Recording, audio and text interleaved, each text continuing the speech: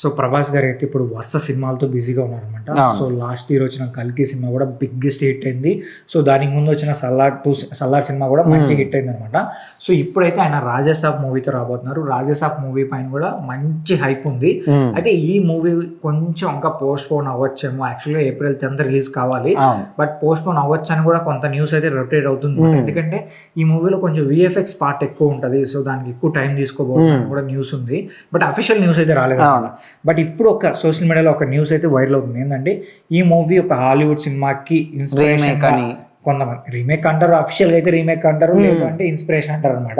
So inspiration గా రాబోతుందని కూడా కొంతమంది చెప్తున్నారు అనమాట. సో ప్రజెంట్ మొత్తానికి ప్రభాస్ అయితే రాజసాబ్ గానీ, స్పిరిట్ సినిమా ఇట్లా కొన్ని సినిమాలు చాలా బిజీగా ఉన్నాడు.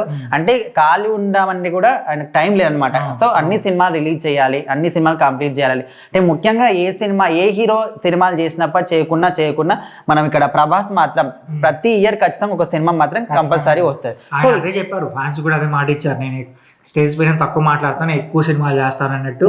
సో ఖచ్చితంగా ప్రతి ఇయర్ ఒక సినిమా అయితే నా నుంచి వస్తుంది. ఇంకా టైం బాగుండి షూటింగ్ బాగా ఫాస్ట్ గా జరిగితే 2 సినిమాలైనా వస్తాయి. సో ఇప్పుడు ఆ సినిమాల్లో ఒకటి రాజాసాబ్ సినిమా. సో ఈ రాజాసాబ్ సినిమా ఎట్లా అంటే హాలీవుడ్ లో ఒక సినిమా అప్పట్లో 1980s అప్పట్లో 1998 అంటే ఇంకా 90s లో అనుకోవచ్చు. సో అప్పట్లో వాట్ డ్రీమ్స్ మే కమ్ అని ఒక హాలీవుడ్ సినిమా, అది మాత్రం చాలా గ్రాండ్ గా తీసినప్పటికీ కూడా అప్పట్లో అక్కడ మాత్రం ఆడలేదంట.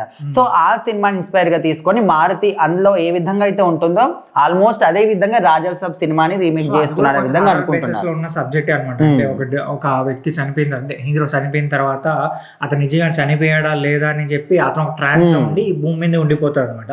సో ఆ తర్వాత ఏం జరిగింది, సో అతను ఒక కొత్త ప్రపంచాన్ని క్రియేట్ చేసుకుంటాడు.